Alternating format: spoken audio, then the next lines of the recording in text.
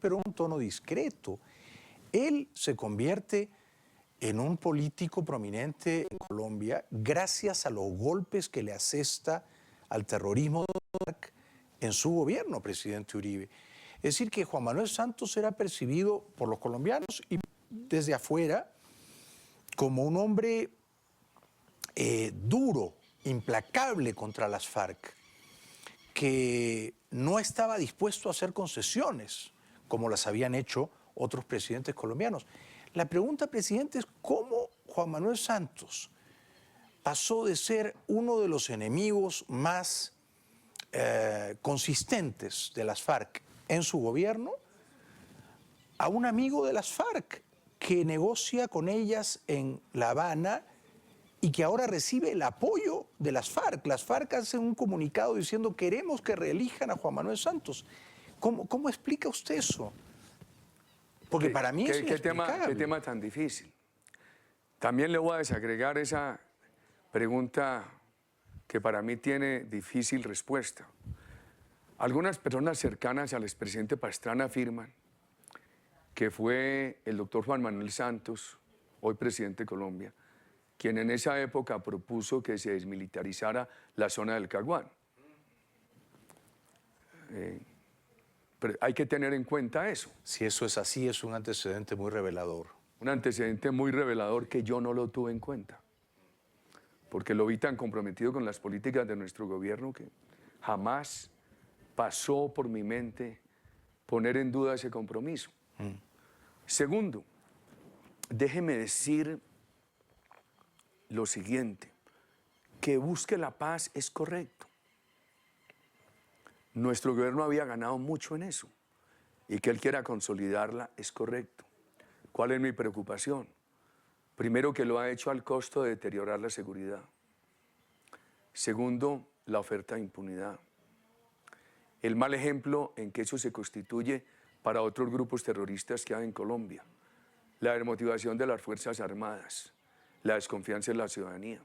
Inclusive cuando uno estudia el tema desde la óptica elemental del lenguaje, encuentra que cuando nuestro gobierno creó en la conciencia de los colombianos y de la opinión internacional que la FARC era un grupo terrorista y que lo es por sus acciones, por el narcotráfico, por su combate a la democracia. Y costó trabajo en su gobierno instalar esa idea en la opinión pública, ¿verdad? Que el presidente Santos compartió. Correcto. Él ahora los ha elevado a la categoría de parte de un conflicto, los ha legitimado, los ha puesto en el mismo nivel de las Fuerzas Armadas. Esta semana hemos visto que en Inglaterra asesinaron un soldado y el pueblo inglés se rebeló. Inclusive los que estudian el tema del lenguaje me decían en una universidad en los Estados Unidos, pero ¿por qué los ingleses llaman esto terrorismo? Eso fue un asesinato individual, con cuchillo. Y oye, siquiera lo llaman terrorismo. Eso demuestra que hay un pueblo que tiene la guardia en alto y que no va a permitir esos actos de violencia. Aquí han asesinado este año casi 100 integrantes de la policía y del ejército. Y la actitud del gobierno ha sido totalmente permisiva con el terrorismo. ¿Y cuántos asesinatos a miembros de las fuerzas del orden han ocurrido al mismo tiempo que representantes del gobierno negociaban con los cabecillas de la FARC en La Habana, presidente? Esta semana 15. 15 hombres uniformados de Colombia. Solamente en una semana. Asesinados por las FARC al mismo tiempo que se negocia. Esta semana el ELN asesinó 11 y el gobierno ha anunciado que está empezando diálogos con el ELN. Y la FARC asesinó entre 4 y 6 solamente esta semana. Y entonces los asesinan y simultáneamente el gobierno está dialogando con ellos en Cuba. Yo hago una pregunta, Jaime. ¿Qué país del mundo aceptaría que mientras su gobierno está dialogando con un grupo terrorista, ese grupo terrorista asesine a sus soldados y policías? ¿Por qué Santos hace eso? Tenemos que ir brevemente a la publicidad y luego seguiremos viendo esta entrevista con el expresidente colombiano Álvaro Uribe, grabada hace muy pocos días en su finca en Río Negro, a 15 minutos del aeropuerto de Río Negro, en Antioquia, Colombia, donde él vive con su mujer y su familia hace años, 15 años por lo menos, en esa hacienda tranquila, bucólica, que originalmente era de propiedad de su suegro y donde él se ha afincado. Regresamos con Álvaro Uribe después de la pausa. La entrevista que grabé en días pasados con el expresidente de Colombia, Álvaro Uribe, en la finca familiar en la que reside en Río Negro, Antioquia. Alguien me preguntaba si el expresidente Álvaro Uribe podría postular nuevamente como candidato presidencial. En Colombia las elecciones son en mayo del próximo año. No, la Constitución colombiana no permite que los expresidentes se postulen nuevamente. De hecho, cuando él juró como presidente en el 2002 era solo por 4 años y aquella Constitución no permitía la reelección, pero se hicieron algunas enmiendas y él consiguió una reelección y solo una. De manera que la actual Constitución colombiana permite solo una reelección, con lo cual el presidente Juan Manuel Santos puede optar por la reelección en mayo del próximo año, pero no está obligado, puede inhibirse, puede dar un paso al costado.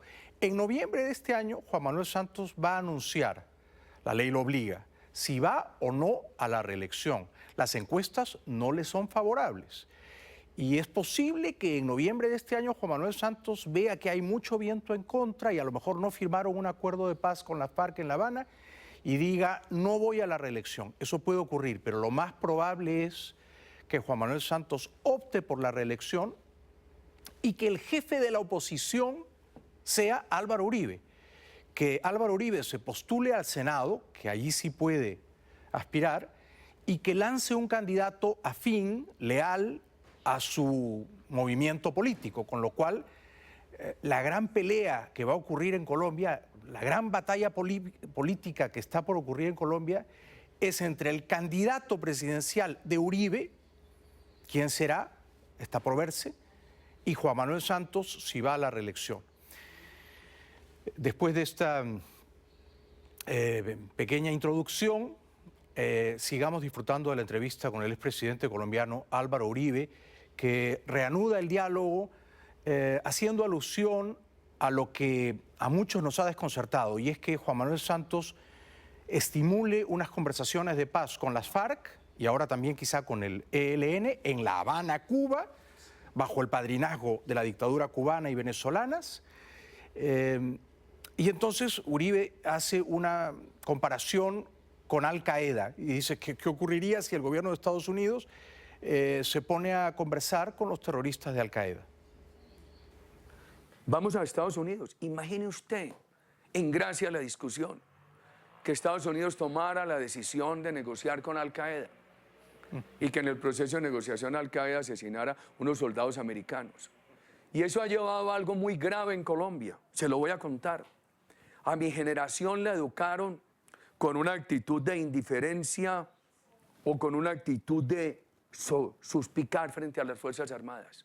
Cuando yo era estudiante universitario no se admitía que uno apoyara a las Fuerzas Armadas. Le decían militarista, fascista, de extrema derecha, etc. Nuestro gobierno creó en los colombianos un gran sentido de afecto por las Fuerzas Armadas. Yo recuerdo en esos años los niños en las carreteras agitando banderas de saludo a los soldados. ¿Por qué lo hicimos? Porque un país que ha sido tan martirizado por el terrorismo, por los narcos, por las guerrillas, por los paramilitares, tiene que apegarse a su Constitución y a sus Fuerzas Armadas. Hoy esas Fuerzas Armadas están asesinadas por el terrorismo, vilipendiadas por sectores de la justicia, utilizadas por un gobierno que no las defiende. Y moralmente humilladas porque las sientan a una mesa en La Habana a negociar en plano de equivalencia moral con unos criminales terroristas. Pregunta, presidente Uribe, ¿le parece bien que el gobierno de Santos negocie con las FARC en La Habana? Claro, el argumento del gobierno de Santos es, estamos negociando fuera de Colombia, al mismo tiempo que proseguimos con la política de represión militar. No les vamos a dar tregua. Pero Cuba es una isla en la que hace 54 años hay una dictadura, y una dictadura que ha estimulado movimientos guerrilleros, terroristas en toda la región, tratando de minar la democracia liberal. Entonces, ¿le parece el escenario correcto La Habana, Cuba, para negociar con las FARC? Cuando yo era presidente, en alguna conversación con Fidel Castro, él me dijo que él ya no ejercía influencia en la FARC. La FARC se convirtió por el narcotráfico en un grupo tan rico. Eso le dijo Fidel a usted. Claro. Lo he leído en su libro, no hay causa perdida, me parece. Él me dijo que él ya no ejercía influencia en la FARC y se lo creí y lo sigo creyendo. Yo creo que la gran influencia la ha ejercido el régimen de Venezuela, porque el régimen de Venezuela es el que le ha dado hospedaje, protección a la FARC, asilo ilegal contra la legislación internacional. Yo no podría objetar el lugar de Cuba, porque cuando yo llegué a la presidencia, el presidente Pastrana, mi antecesor, traía un inicio de diálogo con el ELN a través de Cuba. Y yo dije, lo aceptamos. Nuestro comisionado fue allá, pero el ELN no aceptó nuestra condición fundamental, que era, para que haya diálogo y negociación tiene que haber cese verificable de actividades criminales. Claro. Entonces nosotros no objetamos el tema por La Habana, aceptamos La Habana, pero el diálogo no se dio porque el ELN no aceptó esa condición. A mí lo que me parece preocupante es la parte sustantiva. Entonces usted dice ahí, han sentado los militares allá. Yo no estoy de acuerdo con eso, porque entonces el soldado que está aquí, a quien el presidente Santos le da la orden de combatir al terrorismo, también le está dando la contraorden de que no lo combata, porque ese soldado, a tiempo que está oyendo al presidente Santos decir combatan al terrorismo, está viendo que sus generales están allá sentados con el terrorismo. Claro, claro. Es como el policía que recibe la orden del gobierno de combatir el narcotráfico dirá, ¿para qué me voy a exponer a que el narcotráfico me asesine? Si el presidente Santos, que me da esta orden, también está hablando de la legalización. Entonces es un gobierno de órdenes y contraórdenes. Y entonces eso crea gran confusión en la opinión, desmotivación en las Fuerzas Armadas. Las Fuerzas Armadas de Colombia no han sido golpistas. Este país tuvo la más sólida democracia en el siglo de las dictaduras. Colombia me parece que es la democracia en la región más antigua en este momento. En el siglo pasado tuvo apenas 4 años de interrupción. Sí. Las Fuerzas Armadas de Colombia, dado esa solidez democrática, de ellas puede uno inferir que son absolutamente profesionales, pero las desmotivan. Presidente, No son golpistas, pero están desmotivadas. pero están desmoralizadas. ¿Usted cree, y usted lo conoce bien, que en noviembre el presidente Juan Manuel Santos va a anunciar que va a la reelección? ¿Cuál es su intuición? Ahora él dijo algo que lo decíamos nosotros. Él dijo que aspira a que reelijan sus políticas.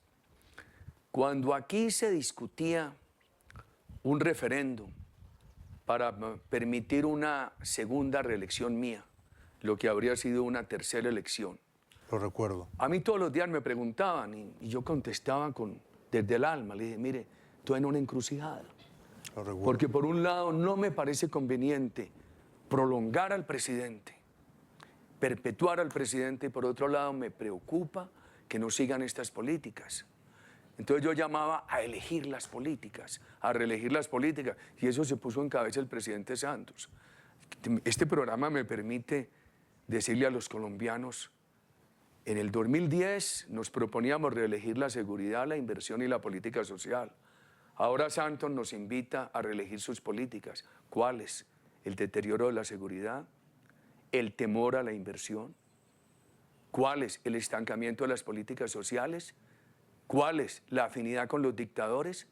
Entonces, si esas son las políticas del presidente Santos que él quiere reelegir, me toca decirle a los colombianos y recorrer el país y hablar con mis compatriotas y decirle, cuidado, ese no es el camino correcto. ¿Usted votó por él el 2010, presumo? Claro que sí. En primera y segunda vuelta. Por supuesto. Y con Y me convicción. angustié por la elección de Santos mucho más que cuando yo era candidato. Porque estaban en juego sus políticas y usted creía que él iba a preservarlas. Así es. Ahora, me parece que en mayo del próximo año, ¿usted se imagina votando por Juan Manuel Santos? La respuesta a esa pregunta después de la pausa. Ya volvemos.